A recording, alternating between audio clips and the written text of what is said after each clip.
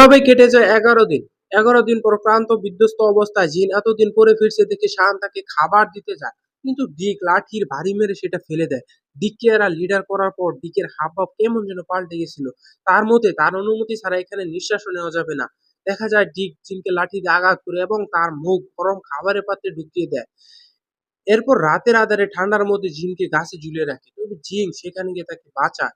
পরের দিন জিনকে ভুলে আমার মনে হয় উল্কাপিণ্ড পড়ার পর পৃথিবী ধ্বংস হয়ে গেছে, কিন্তু জিন বলে এটা শুধুমাত্র তোমাদের মিথ্যে ধারণা, এটা কখনোই সম্ভব না। এখানকার বাইরেও পৃথিবী আছে এখনো। দেখা যায় জিন শানকে পছন্দ করে এবং সেটা অনেকদিন থেকে, কিন্তু শান কখনো বলতে পারেনি। তবে শানের মনে জিন সম্বন্ধে বিন্দুমাত্র অনুমতি নেই তখন। জিন এবং গাড়ির সিট এবং কিছু কাঠ দিয়ে তৈরি একটা ভেলা এবং সেই ভেলাটা নিয়ে তারা জলে নামে। সেটা নিয়ে বিশাল সমুদ্রের কিছুটা পথ অতিক্রম পর তারা হঠাৎ জলের মধ্যে একটা মৃত প্রাণীকে ভাসতে দেখে। এটা দেখে জিন খুব ভয় পেয়ে যায়। সে বলে আমাদের জন্য সব থেকে বুদ্ধিমানের কাজ হবে এটাই যে আমরা আবার ওই আইল্যান্ডে ফিরে যাই। তারা ভয় পেয়ে আবার সেই দ্বীপে ফিরে আসে, কিন্তু ডিক তাদেরকে প্রচন্ড মারধর করে। দেখতে দেখতে 25 দিন পার হয়ে গেল এবং যতই দিন যাচ্ছে ডিকের আধিপত্য যেন বেড়েই চলছে। ডিক রীতিমতো এখানে মানুষের, অর্থাৎ এই দ্বীপে যতগুলো মানুষ আটকে পড়েছে তাদের জীবনের ঊর্ধ্বকর্তা হয়ে পড়ে। তার অধীনে দাসের মতো জীবন কাটাতে হচ্ছে বাকিদের দিকে। দেখতে দেখতে 60 দিন পার হয়ে গেল।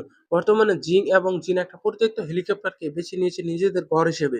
কিন্তু জিনের মন থেকে এখনো লটারি টাকার পাওয়া আসা যায়নি। কিন্তু ব্যাপার হলো লটারি টিকিট যে তার 90 দিনের মধ্যে সেই টাকা তুলতে হয়, যার সময়সীমা ক্রমশ কমে আসছে, কারণ তারা এই দ্বীপে আটকে গেছে। বাকিদের অবস্থা কিন্তু অনেকটা স্বাভাবিক। এখন তারা মেনে নিয়েছে যে তাদের এই দ্বীপের মধ্যেই থাকতে হবে। এখন কেউ তাদেরকে বাঁচাতে আসবে না বা তারা এখান থেকে বেরোতে পারবে না। দেখতে দেখতে পার হয়ে যায় 87 দিন। এখনো জিন নিজের মনের ভেতর ফিরে যাওয়ার চিন্তা রাখে। পরদিন সকালবেলা ছিল 90তম দিন, অর্থাৎ আজ 3 মাস হয়ে গেল তারা সমুদ্রের মধ্যে এই দ্বীপে আটকে আছে। আজকে যদি শহরে পৌঁছতে না পারে তাহলে টিকিটের টাকা আর পাওয়া যাবে না। টিকিট হাতে হতাশ হয়ে বসেছিল জিন। ঠিক এই সময় হঠাৎ কোথা থেকে একটা মাছ এসে তার সামনে পড়ে। জিনারা দেখে একটা না অসংখ্য মাছ উপর থেকে তাদের উপর পড়ছে। কাণ্ডটা ভীষণ অদ্ভুত হলেও এটাই সত্যি। ঈশ্বর যেন তাদের উপর সন্তুষ্ট হয়ে মাছের বৃষ্টি শুরু করেছে। এই বৃষ্টি থামতেই তারা যেন কোনো কথা না ভেবে আগে মাছ ধরে নিজেদের খিদে মেটা। কিন্তু দুর্ভাগ্যবশত এই বৃষ্টিতে সেই লটারির টিকিটটা ধুয়ে মুছে যায়। ওদিকে দেখা যায় তাদের অফিসের বস, সে ভেসে আসা বড় জাহাজটার উপরে কব্জা করে সেখানকার মালিক হয়ে বসেছে এবং বাকিদের সে গ্রাহ্য করে না। তারা যতজন এই আইল্যান্ডের মধ্যে এসেছিল তারা ২ ভাগে ভাগ হয়ে যায়। এক দলের লিডার হলো ডিক, আরেক দলের লিডার হলো অফিসের বস। সবাই যখন মাছ নিয়ে কাড়াকাড়ি করতে ব্যস্ত, তখন জিন একটা সার্চ লাইট নিয়ে আসে এবং সেখানে দাঁড়িয়ে বলতে শুরু করে, "শুনো, এটাই এখন আমাদের জীবন এবং আমাদের সবাইকে লড়াই করে বাঁচতে হবে। আমরা সবাই জানি আমরা একে অপরের জন্য খাবার ছিনিয়ে খেয়ে বেঁচে আছি। অথচ আমরা এটাও জানি যে এই আইল্যান্ডে কিন্তু আমাদের অন্য কিছু নেই। কারণ এখানকার অধিকাংশ স্থলভাগ জলের নিচে। তাই একদিন না একদিন সবাইকে এখানে শূন্য হাতে মরতে হবে। কিন্তু আমার বিশ্বাস পৃথিবীর কোনো না কোনো অংশ এখনো হয়তো আমাদের জন্য বসবাসযোগ্য রয়েছে।" জিনের এই কথাগুলো সবাই বুঝতে পারে এবং সবাই মিলে সেদিন রাতের বেলায় অনেকদিন পর একসাথে আনন্দ করে খাবার খায়। কোনো ভেদাভেদ নেই। পরদিন সকালবেলা তারা একটা ম্যাপ নিয়ে আলোচনা শুরু করে এবং জিনকে দেখা যায় তারা তাদের হাতে চালানো একটি মেশিন দিয়ে সবার ফোন চার্জ করে।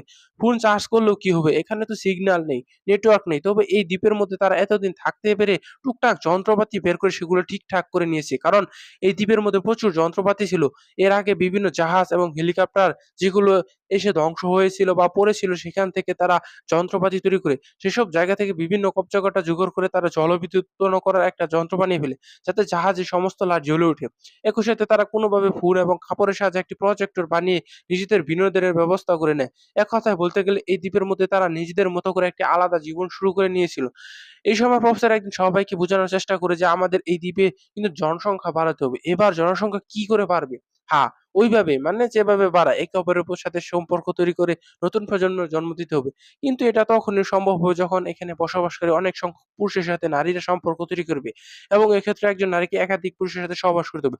যা স্বাভাবিকভাবে এখনকার কোনো মেয়েরই এই আইডিয়া পছন্দ হয় না। যিনি একটা উপায় বলে দেয় যে, সে বলে সবকিছু ঠিক আছে, কিন্তু ব্যাপার হলো যে মেয়েরা যার সঙ্গে সম্পর্কে জড়াতে ইচ্ছুক শুধুমাত্র তারাই এই সম্পর্ক জড়াবে। কেউ কোনো মেয়ের শরীরে যেন টাচও না করে অনিচ্ছা। এই জিনিসটা আমাদেরকে লক্ষ্য রাখতে হবে। আজ ১৩২তম দিন কেটে গেল এই ঘটনার পর। পরের দিন শানকে দেখা যায় সেও জিনকে ভালোবাসতে শুরু করেছে এবং জিনকে সে বিয়ের প্রস্তাবও দেয়। জিন হঠাৎ করে এইভাবে শানের মুখ থেকে বিয়ের কথা শুনে কাঁদতে শুরু করে খুশিতে কেঁদেছিল। একটু পর জিন চিৎকার করে সবাইকে বলে সেদিন ডিক যা বলেছিল ওই জাহাজের গল্পটা সেটা কোনো কাল্পনিক বিষয় ছিল না। ওটা সত্যি সমুদ্রের মধ্যে আমরা একটা অন্য জাহাজ দেখেছি। কিন্তু জিন যেহেতু নিজেই আগের দিন ওই জাহাজের কথা অস্বীকার করছিল। সুতরাং সবাই ভাবছিল জিন হয়তো ইয়ার্কি করছে, মজা করছে। এজন্য জিনের সত্যি কথা বলা কেউ বিশ্বাস করে না। এমনকি একজন মহিলাও তো এটা মনে হয়, যেহেতু শানের মতো একজন সুন্দরী মেয়ে জিনকে বিয়ে করার জন্য রাজি হয়েছে, সেই খুশিতে হয়তো জিন পাগল হয়ে গেছে। এই মহিলা জিনকে পাগল ভেবে কিছু গাছের পাতা খাইয়ে তাকে শান্ত করার চেষ্টা করে। বুঝে ব্যাপার। ১৪৪তম দিন রাতের বেলা সবাই যখন নিজেদের মতো আনন্দ ফুর্তি করে সময় কাটাতে থাকে, তখন জিনকে বলে জাহাজের সময় হয়ে গেছে, অর্থাৎ তাদের সুযোগ বুঝে পালাতে হবে। জিন তার ভাইয়ের কথা উত্তরে বলে, কিন্তু সবাইকে আগে নেশাগ্রস্ত করতে হবে, যাতে কেউ তাদের পালানোর কথা জানতে না পারে। এদিকে ডিক এই উৎসবের সুযোগে জাহাজের পেট্রোল পাইপ ফাটিয়ে দেয়, যাতে সেখান থেকে তেল বেরোতে শুরু করে। দেখা যায় অন্যদিকে বাইরে থাকা সবাই কিন্তু নেশাগ্রস্ত হয়ে পড়ে। জিনকে দেখা যায় সেও নেশাগ্রস্ত অবস্থায় একটা জ্বলন্ত মশাল নিয়ে সবাইকে বলে, এই আগুনটা যেরকম চোখের সামনে দেখতে পাচ্ছ, এটা একটা সত্যি, ঠিক একইভাবে সত্যি যে সমুদ্রের পাড়ে আরেকটা জাহাজ আছে। সেই জাহাজটা আজকে আসবে। কিন্তু যেহেতু সবাই নেশাগ্রস্ত অবস্থায় ছিল, সুতরাং কেউই জিনের কথা একেবারে সিরিয়াসলি নেয় না। দেখা যায় ডিক এসে এক পলকে মশালটা কেড়ে নিয়ে চলে যায় এবং জাহাজের মধ্যে আগুন লাগিয়ে দেয়।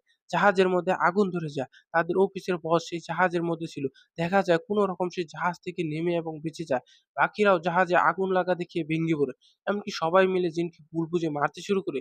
জিন তখন সবাইকে নিজের পেছনে তাড়া করে জঙ্গলের সেই জায়গায় নিয়ে যায়, যেখানে ১ম সে আলো ঝলমলে জাহাজ তারা দেখেছিল। কিন্তু অসাবধানতা হয়ে দৌড়াতে গিয়ে জিন এরপর এক খাদে পড়ে যায়। পরদিন সকালবেলা জিন নিজেকে খুঁজে পায় সমুদ্রের পাড়ে, যেখানে সামনে রয়েছে শুধু একটা পুরো জাহাজ। আর ওই জনমানবহীন দ্বীপে তার জন্য শুধু রয়েছে সেখানে শান। কারণ ওই উপরে থাকা জাহাজের আলো দেখে অন্য জাহাজটা বাকি সবাইকে এখান থেকে উদ্ধার করে নিয়ে গেছে।